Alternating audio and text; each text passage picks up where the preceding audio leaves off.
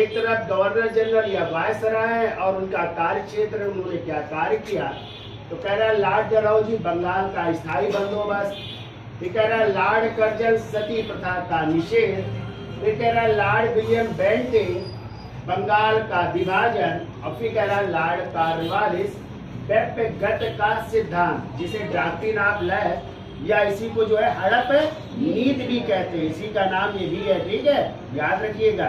जो आप लोग समझ रहे हो कि व्यक्तिगत का सिद्धांत क्या है, इसी को हड़प नीति भी कह सकते हैं और इसी को डॉक्ट्रिन ऑफ लैंड भी कह सकते हैं। ठीक है, आंसर कह रहा है 4 3 2 1, 3 4 2 1, 4 3 1 2 और 3 4 1 2। चलिए मिलान कर लेते हैं।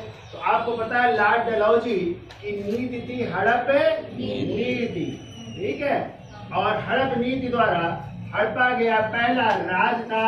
आप लोगों को हमने कई बार पढ़ाया 1848 में सतारा, फिर जयपुर, फिर संभल, फिर बघाट, उदयपुर, झांसी और सबसे बाद में नागपुर को मिलाया गया था ना। और जबकि अवध को उन्होंने कुप्रशासन का आरोप लगाया था ना। किसकी सरकारी रिपोर्ट? जेम्स आउटरन की सरकारी रिपोर्ट तथा बिशप हैबर की गैर सरकारी रिपोर्ट के आधार पर ना। ध्यान आया? 1 का 4 हो जाएगा। फिर कह रहा लॉर्ड कर्जन, तो लॉर्ड कर्जन के समय 16 अक्टूबर 1905 को बंगाल विभाजन क्या हो गया था? लागू हुआ था। उस समय भारत के वायसराय कौन थे? Lord Curzon. ठीक है, तीसरा कह रहा लॉर्ड विलियम बेंटिंग, और लॉर्ड विलियम बेंटिंग के समय ही क्या हुआ था? सती प्रथा का अंत। कब? 1829 में। कौन सा नियम था? तो बंगाल नियम 17 के तहत। ये भी याद रखिएगा आप लोग, बंगाल नियम 17 के तहत। किसके प्रयासों से?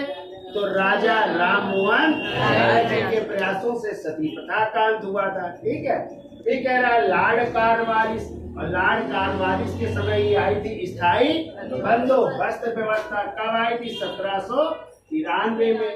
इसी को कहते हैं जमींदारी प्रथा, इसी को कहते हैं इस्तमरारी व्यवस्था, इसी को कहते हैं सूर्यास्त कानून भी कहते हैं। ठीक है, तो इस तरह ये सब मिल गया। तो क्या हो रहा है? A का 4, B का 3, C का 2 और D का पहला। यानी आंसर क्या होगा? 4 3 2 1।